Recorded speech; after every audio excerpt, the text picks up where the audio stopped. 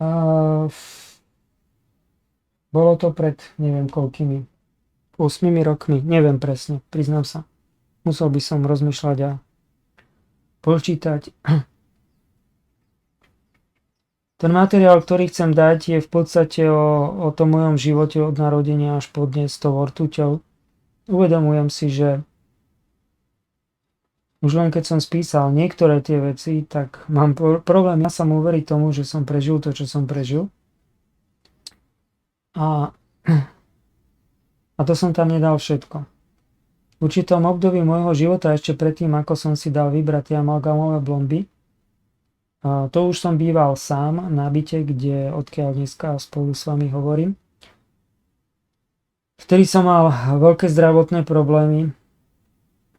Nebudem ich všetky opisovať, ale to gro a to podstatné bolo to, že 3 alebo 4 roky po sebe som každý rok dostal zápal priedušiek. Už predtým, keď som bol v manželstve, som mával zápal priedušiek a zápal hrdla. Riešil som to väčšinou dovtedy antibiotikami, penicilínom, ale priznám sa, že častokrát som už ani nechodil k lekárom, pretože som ten penicilín dostal od jednej zdravotnej sestry, ktorá mi ho jednoducho podarovala, alebo mala k tomu prístup. Keď som bol už tu, tak som už nemal kontakty na nikoho a nechodil som už po lekároch. Takže to bolo asi tretí alebo štvrtý rok, čo som znovu dostal zápal priedušiek. A ten zápal priedušiek vždy trval minimálne 2 až 3 týždne. A keďže som nemal nikoho, tak som tu tie 2 až 3 týždne býval sám zavretý v jednoizbovom byte. Neviem, či si to viete predstaviť, ale 2 až 3 týždne som nevidel nikoho. 2 až 3 týždne som tu bol sám zavretý. Vtedy žila ešte moja mama a pokiaľ som mal takýto stav, tak aspoň raz do týždňa mi sem doniesla nejaký obed a raz za týždeň navarila nejaké varené jedlo a doniesla mi to, zastavila sa, doniesla, aby som akože mal aspoň niečo varené. Ale inak som bol v podstate celé dni sám. Jedna tá udalosť s tými prieduškami bola asi taká, že neviem, či to bol ten posledný krát alebo predposledný, to nie je ale podstatné, ale strašne som kašľal. Keď hovorím strašne, tak naozaj to bolo strašné, pretože vždycky večer sa ten kašel spúšťal tak, že som kašľal v kúse. A keď hovorím v kúse, tak v kúse bez prestávky. Aj hodinu. A ten posledný krát som kašľal v kúse v noci asi 3 hodiny, takže susedia už kričali cez steny. Normálne kričali a naštvaní boli.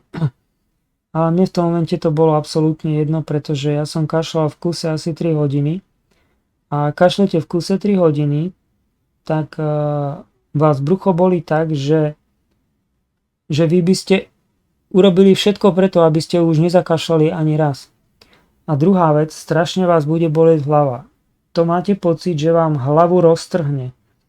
To sa nedá ani popísať, ale tá bolesť bola neskutočná. Človek sa snaží udržať ten kašel, aby nekašľal, ale kašle znovu a znovu. Ako po asi 3 hodinách som prestal kašľať nie preto, že by ma už nenapínalo na ten kašel, ale preto, že som sa už nevládal ani nadýchnuť. Nakoniec som od vyčerpania jednoducho lahol a len bezvládne ležal a len dúfal, že už ma to nenapne na ďalšie kašľanie. Takto vyzerali moje 3-4 roky zápalov priedušiek. A cez deň, keď sa mi trochu uľavilo, tak som nič moc nemohol robiť, lebo som bol buď v posteli, alebo keď sa dalo trochu vyliezť z postele, tak som vyliezol a sadol som si tu za počítač a snažil som sa nájsť niečo, čo by som si prečítal, čím by som jednoducho ten čas trošku si skrátil. A musím k tomu vysvetliť, aby ste pochopili v súvislosti ešte jednu vec.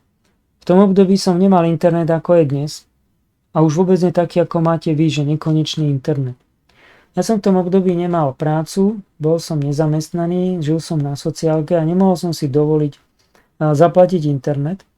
Tak som mal internet od O2, ktorý bol tak lacný, ja neviem, či stal 1 euro alebo 2 alebo koľko, ale fakt taký lacný. Ten internet bol na celý mesiac a na mesiac to bolo 100 MB. Dobre počujete, nie gigabajt, 100 MB. 100 MB znamenalo, že za ten mesiac som si dokázal s tým internetom pozerať len maily a len stránky, kde boli nejaké texty. Ak by som chcel ísť na YouTube alebo na nejakú stránku, kde sú obrázky, to sa nedalo jednoducho. Jednak by som tých 100 MB minul za 2 dní a už by som do konca mesiaca nič nemal. Ale na to, aby som si pozrel maily a komunikoval so svetom, mi to stačilo a takisto, aby som šiel na nejakú stránku, kde som si nejaké články prečítal. Vtedy to tak fungovalo a dalo sa.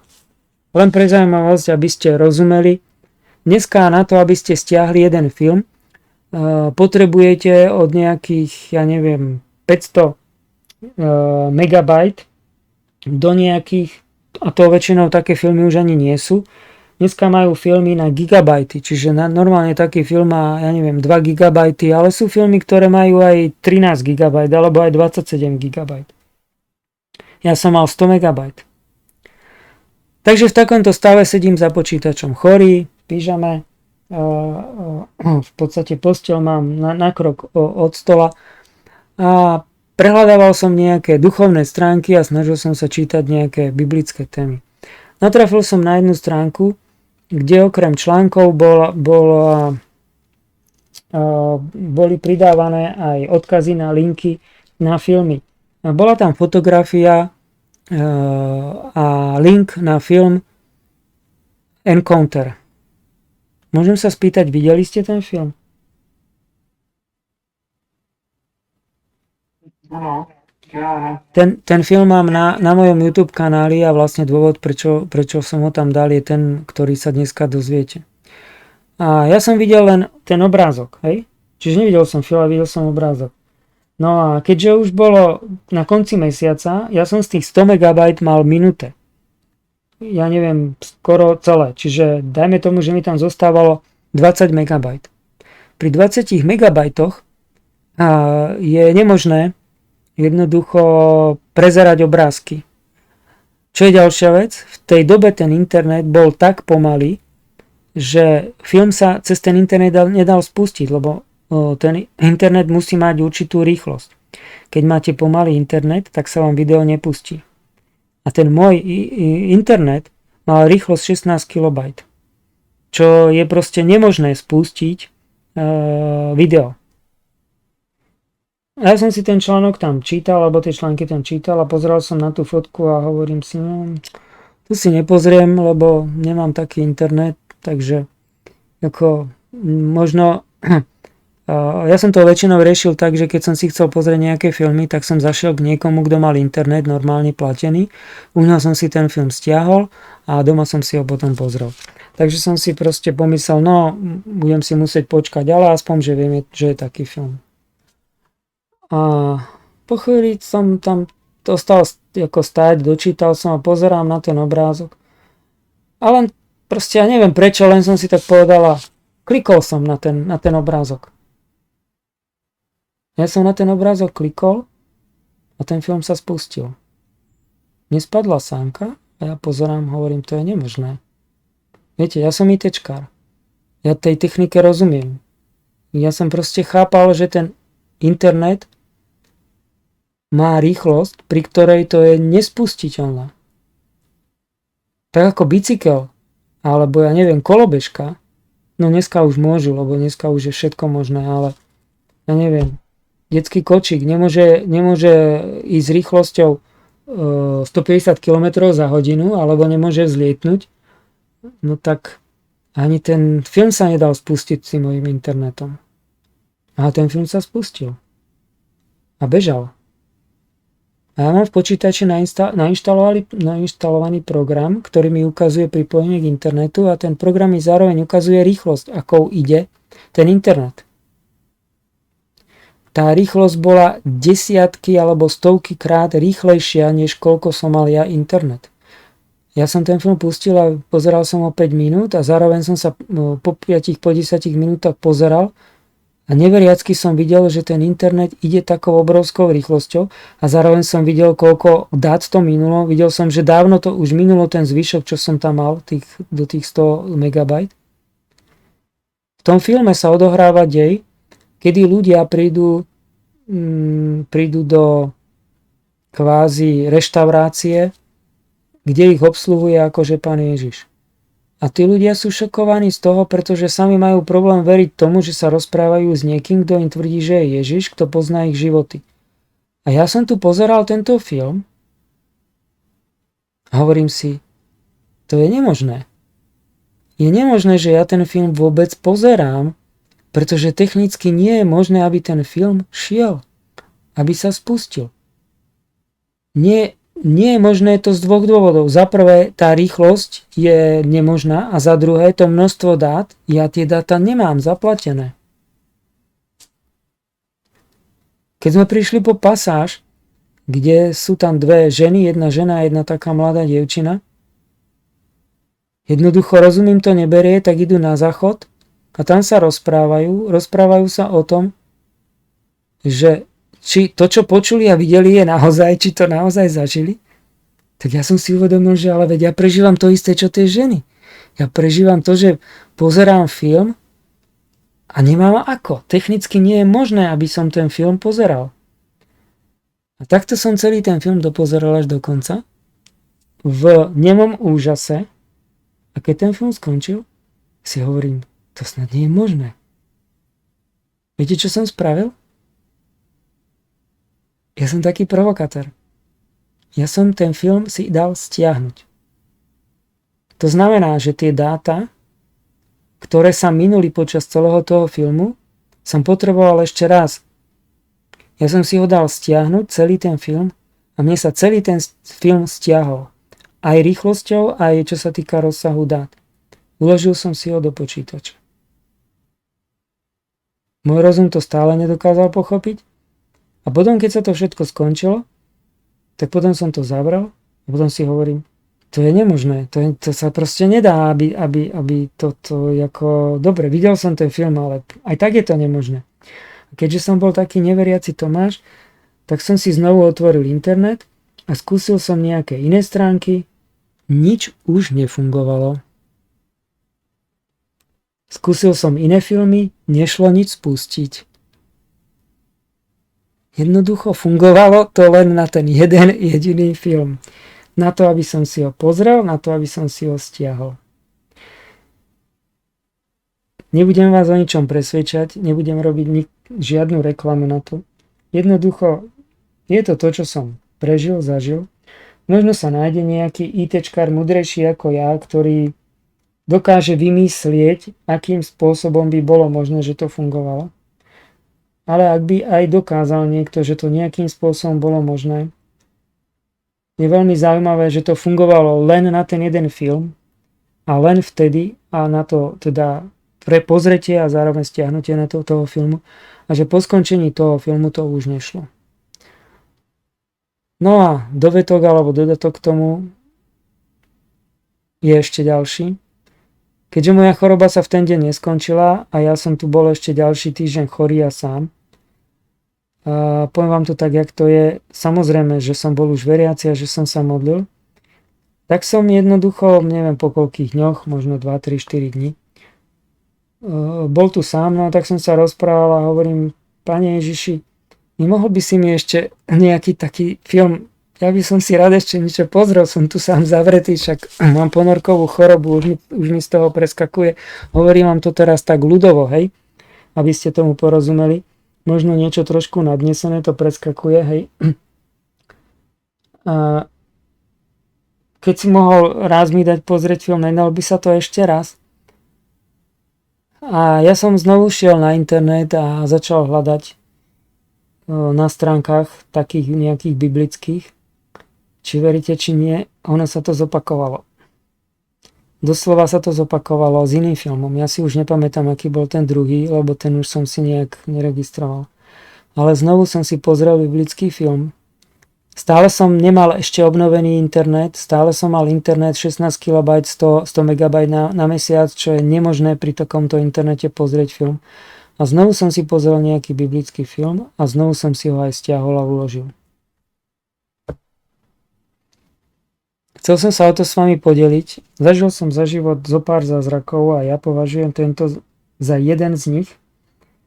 Aj keď možno to pre vás nie je také veľké alebo taký veľký zázrak, ako je uzdravenie chromého alebo podobné veci.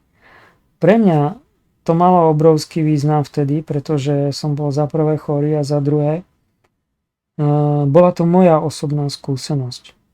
Ja jednoducho dneska po všetkom tom, čo som zažil, viem, že pre Pána Boha fakt nie je nič nemožné. A zažil som rôzne zázraky z rôznych oblastí. Či už takéto technické, alebo finančné, alebo zdravotné, alebo vzťahové. Aj tak za najväčší zázrak, aký vôbec sa môže udiať na tomto svete, je zázrak, kedy človek prežije zmenu srdca. To je to, o čom sme študovali, o čom sme sa bavili, keď človek zažije, že dostane nové srdce. Že pochopí to, čo som vám dneska, alebo to, čo sme dneska študovali, keď Pán Ježiš hovorí o tom zrne, ktoré musí zomrieť, potom hovorí o tom, že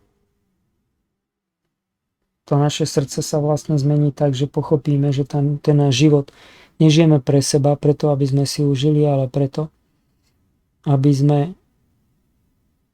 keď to nakoniec pochopíme, využili ten život pre iných a poslúžili iným. To je asi všetko, čo som sa chcel dneska večer podeliť. Dúfam, že vám to bude na úžitok. Možno niekedy inokedy zase nejakú inú skúsenosť z toho, čo som v živote prežil. Teraz by som sa chcel ešte poďakovať, pomodliť, ak máte niekto ešte nejakú otázku alebo chcete o niečom kľudne možno potom debatovať. Drahý nebeský Otče, ďakujem Ti za dnešný večer. Ďakujem za Tvojho ducha. Ďakujem, Pane, aj za tie časy, o ktorých som dnes hovoril. Za ten deň, keď som si mohol pozrieť film, aj keď to bolo technicky nemožné, ale aj za tú vieru, ktorú mi to prinieslo. Za ten úžas, ktorý si dodnes pamätám. Ďakujem Ti za Tvoju zhovievavosť, že i keď som sa choval ako neveriaci Tomáš a každých 10 minút som kontroloval, či naozaj je to pripojené, či naozaj ten film cez ten internet tečie, že Ty si bol ku mne zhovievavý aj o pár dní neskôr a že v tom čase si mi dal možnosť pozrieť si ďalší film. Ďakujem Ti za to, že som sa mohol podeliť o túto skúsenosť dnes večer. Ďakujem Ti za Tvoje slovo, ktoré sme dneska čítali, v ktorom sme sa mohli učiť a pochopiť, že náš život nám bol daný preto. A tento čas, ktorý tu žijeme, je nám daný preto, aby sme si vybrali. Ty si mohol ukončiť život Adama a Evy, ale dal si nám možnosť vybrať si. Dal si nám možnosť prežiť život vo svete hriechu, kde môžeme poznať, aké sú dôsledky toho, keď človek alebo anjel neposlúcha Teba, nepočúva Tvoj poriadok, ktorý si zaviedol v nebi. A my môžeme vedieť, porovnať obe strany. Ďakujem, že tú možnosť máme. A ďakujem za to, že nám dávaš skrze svojho ducha poznať Tvoje slovo i to, čo si pre nás urobil v tomto stave, aby sme jedného dňa mohli znovu žiť s Tebou. Prosím, príjmi za to naše poďakovanie. Odpusť nám naše viny tak, aby sme jedného dňa sa mohli tešiť v Tvojej prítomnosti. Amen.